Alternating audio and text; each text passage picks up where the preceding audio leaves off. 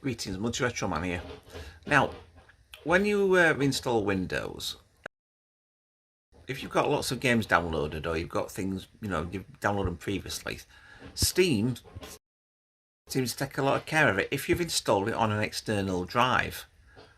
However, if you've got some with Epic Games, like I have quite a good big collection because I'm getting the free games every week, if you install things onto the external drive, because if you try and reinstall it, it just says directory not empty. Did you know there's a quick way of actually getting them back without having to re-download them? And this is the video and shows you how.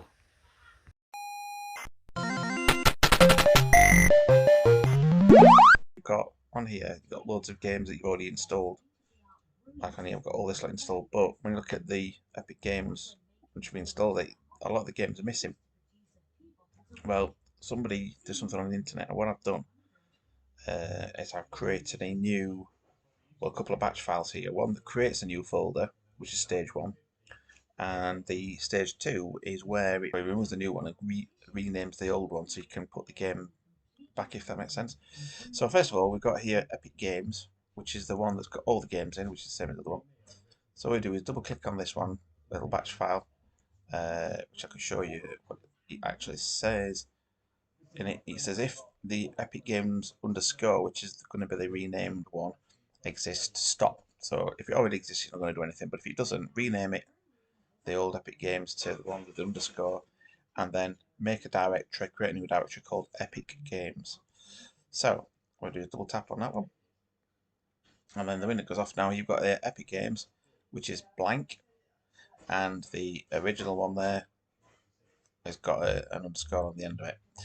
So what we want to do is look at what game we're going to pick. So let's, for example, I think it was Killing Floor 2.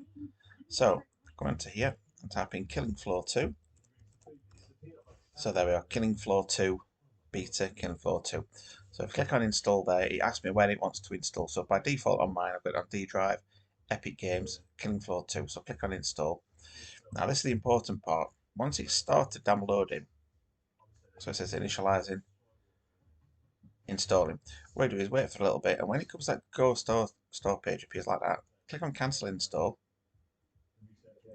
close that down, and then go on to the second stage 2 on here. It's very important that you come out of the Epic Games option, like we're closing it down like that. So here, look, now what I do is just double click on this one, and you see the one with the underscore disappears, and Epic Games is back to what it should be. So what you then do, click on there, not that one, Epic Games, double tap on that.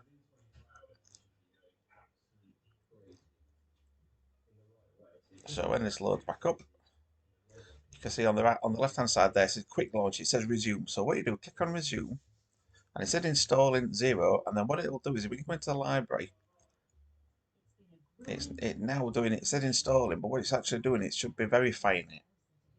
There we are. So it's verifying it, because if you've already downloaded it in the first, previously, the big issue is obviously it takes quite a long time to download games again.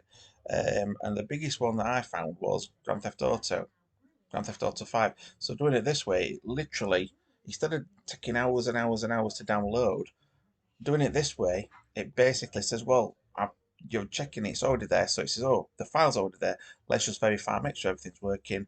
And once it does, that's it, jobs are done. Now, if you want to have a quick look at what that one says, because I'm using Windows 11 here, click on edit.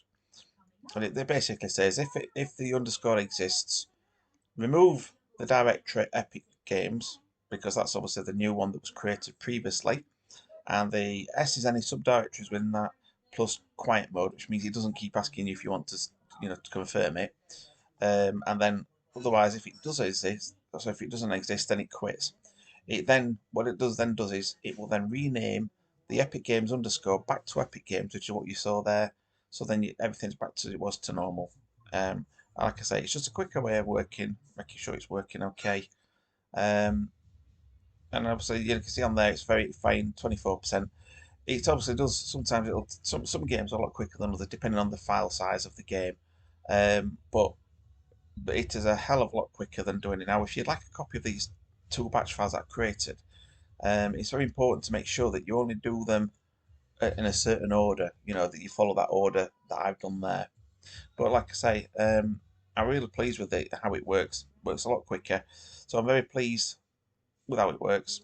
The only thing I did do, the reason for this was that I installed Visual Pinball and two different versions of it. And once I'd installed them and tried to get the pinball tables working, there's one thing that I installed that was part. It was like the backlight or the background thing for the back image, whatever, you know, on the back of the pinball machine. And what that did was it periodically checking every so often for to see whether it's actually running or not. And what it was doing is causing a conflict, so that the cursor here had the busy icon that kept appearing, and when you click on the search thing here and tap into searches, it just used to disappear all the time. So you'd be going like that, and as soon as you tried to type something, boom, it would disappear. So you go to type it, boom, and it kept doing that all the time. And I even tried things like using the Windows troubleshooting. That didn't fix it, and I believe that one of the things made some sort of registry changes. So I even tried deleting the registry from um, for the entries for it, restarted Windows, and it still did it. So what I ended up having to do was doing a reinstall of Windows, but chose the option to keep existing files. Um, so that's the reason behind me doing what I was doing. So hope you found it useful. And if you, like I say, the simple thing to remember, if you want to do it manually, is rename Epic Games with an underscore, then start downloading the file, and then it will then create automatically the Epic Games folder. Stop the download, then rename. Sorry, delete the Epic Games directory, the new one that's been created, and then rename the old one to Epic Game with the underscore back to Epic Games. So you're left with this, and then when you go back into it, you can do the option to verify.